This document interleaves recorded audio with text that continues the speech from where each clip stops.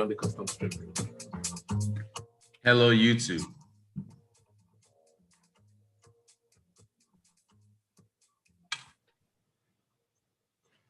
And we're back for Business Express this Thursday morning, the 28th of April. Good morning, Rotus.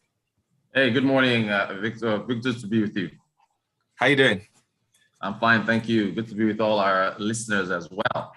Yes, and this morning we're going to be looking at something really interesting. It concerns all of us as Nigerians. We're looking at PENCOM recapitalization deadlines. It's passed already. What's next? That's the big question. Remember, you can be part of the conversation this morning simply by heading down to our WhatsApp portal 0809-444-0981. We're streaming live on youtube.com/Smooth981FM Lagos. Rotus, let's get right into it. What is the latest situation with the recapitalization deadline for pension fund administrators?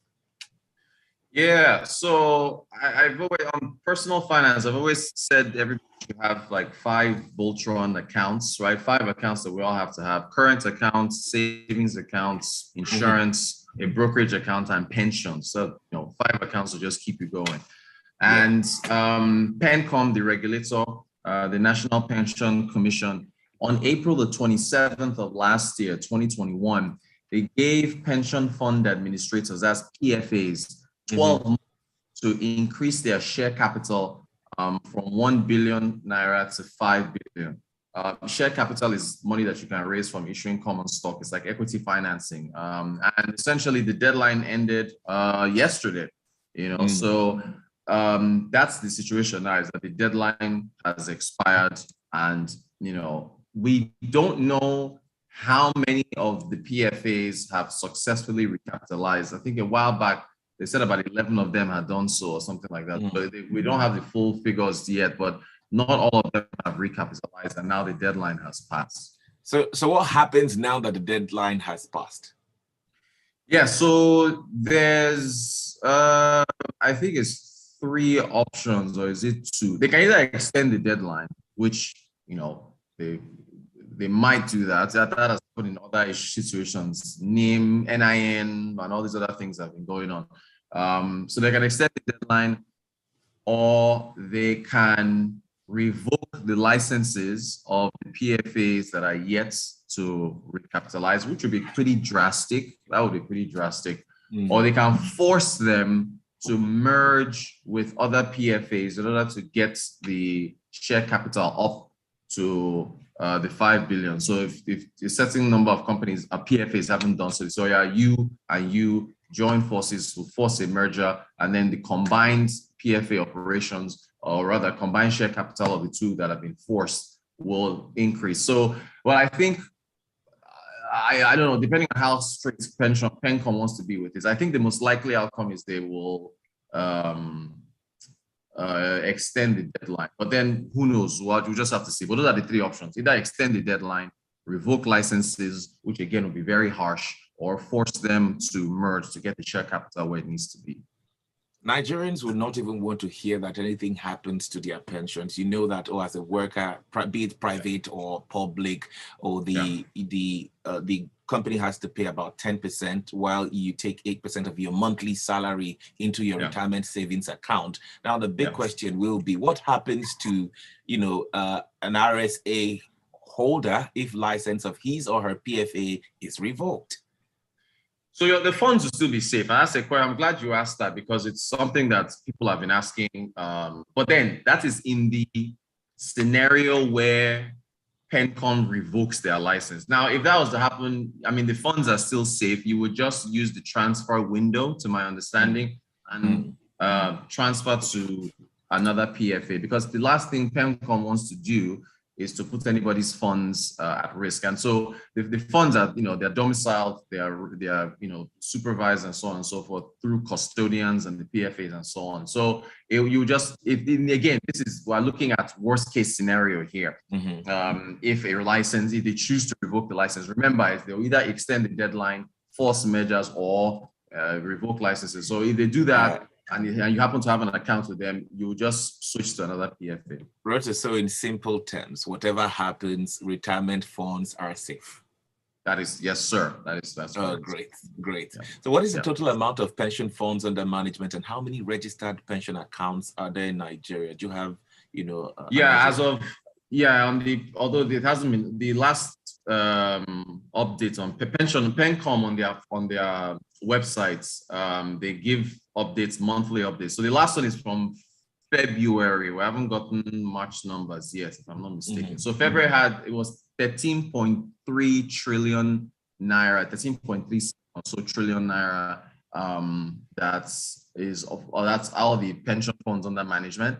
In dollar terms, I think they converted it at 416 naira per dollar. That's about $33 million. Total number of registered RSA accounts was about 9.5 million accounts. 9.5 million. 9.5. So are those numbers high or low? Victor, they are low because in a nation of, I don't know. I don't even know how many we are. We 150, 180 million, 200. Labor force is about, what's the labor force? I think 60 or 70, 60, 65 million. A labor force of 60, 65 million, you only have 9.5 million registered RSA, retirement savings accounts. That's pretty, and it needs to increase. So what can some of these employers do to get some of their employees captured in the system? So I think this is an issue of the Nigeria's informal economy. And there's a lot of people don't have. For you to have a retirement savings account, you need to be formally employed with an employer, as you already mentioned, that is making contributions towards your account. So I think it's more of employers, as far as everybody should have a pension account if you want a future post-retirement where you have money that you can use. So I don't think you need to push people too much to get a pension account. The issue though is I think it's just the number of, as far as job holders are concerned, maybe awareness is another thing.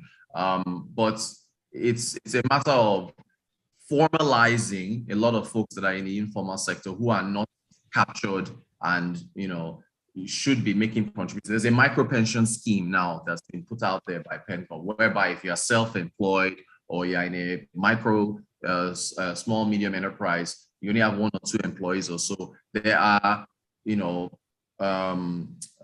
avenues now for those individuals, be you self-employed or in a small entity, a small company, to also have a pension. But the pickup hasn't been too encouraging, perhaps because there needs to be more of a better awareness campaign out there with respect to that. So, it's awareness at this point. I'll just ask this quick one because of time, Rotus. What is PENCOM doing about organizations that take the lump sum from salaries every month of the employees and do not remit to PFAs?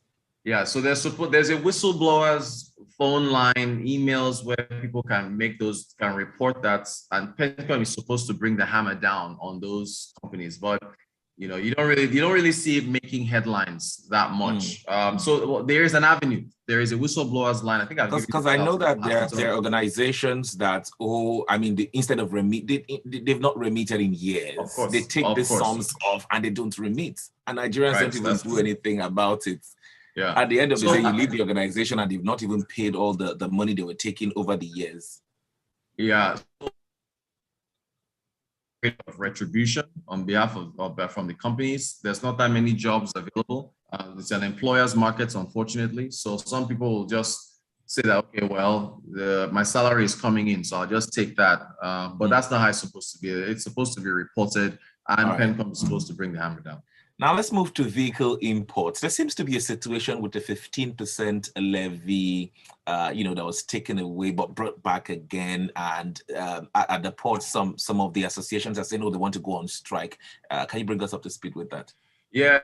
The import duty on used vehicles was reduced from 35% to 20%. That was announced about 2 or 3 weeks ago. only for a 15% levy to be announced through the, I think it's National Automotive, NAC, National Automotive Council levy, where it was now put back. But they're saying a spokesperson from Customs said that the levy is in line with the common external tariff through ECOWAS. But players are saying that no, that National Automotive Council levy, which they used to bring back the 15%, is only supposed to be 2% of the total cost and logistics of bringing used vehicles in. So there's some back and forth there. But yeah, how can you take away 15? People were like, okay, cost of bringing in a used car into this country has been reduced, you know, from 35 to 20. You now bring the 15% back through another levy, which some are saying is probably not legal or has to be revisited. So that's what's happening there. So let's talk about food before we get over to the WhatsApp portal. I see some comments already, and you listening can also be part of the conversation. Feel free to leave a comment on our WhatsApp platform, 0809-444-0981. I understand that the US is preparing a $670 million fund, you know, in emergency food aid for some countries. Are some nations really facing a food crisis?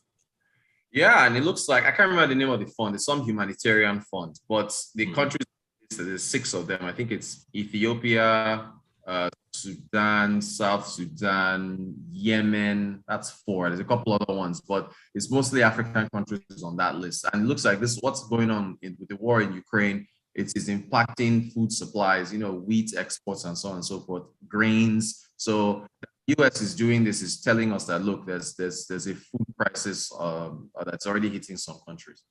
Well, the UN earlier this month had put out a report that, I mean, we're going to face food insecurity in Nigeria as well between June and August. Can you comment on that as well? Yeah, look, yeah, I mean, the warnings have been there. I mean, Nigeria is not only facing issues with cost of food, but availability. Before war in Ukraine, we already had our own mini war here with herdsmen and herdsmen clashing with farmers. So that was already impacting food supplies. You add COVID, number of people that fell into poverty, you bring it all together with the war in Ukraine, it just makes everything a whole lot. Even fertilizer prices are jumping now. And without fertilizer, that is an important input into growing food. So if fertilizer prices are increasing, that impacts the ability to grow food, impacts costs. It's eye of the storm, man. It's a whole lot of things. Let's look at some of your comments on our WhatsApp platform. FS Mikani says, the most laughable thing. Recap, wow. Pension has been destroyed by inflation. What a country. Yinka Bolu comes in with this one, says, Rotus, how does the grammar PENCOM is speaking affect me? I thought there was a conversation around using a remittance in there as initial down payment for mortgage. These agencies need to feel the pulse of folks on the streets and what really affects us. Things like going after employers that deduct pension and don't remit, setting up agencies where we can report landlords from hell, you know, things that really affect us. Well said from Yinka as usual. Well said. All right, we need to go now on Rotus, but we can keep the conversation going on Twitter. It's at Smooth981FM and tag Rotan Code.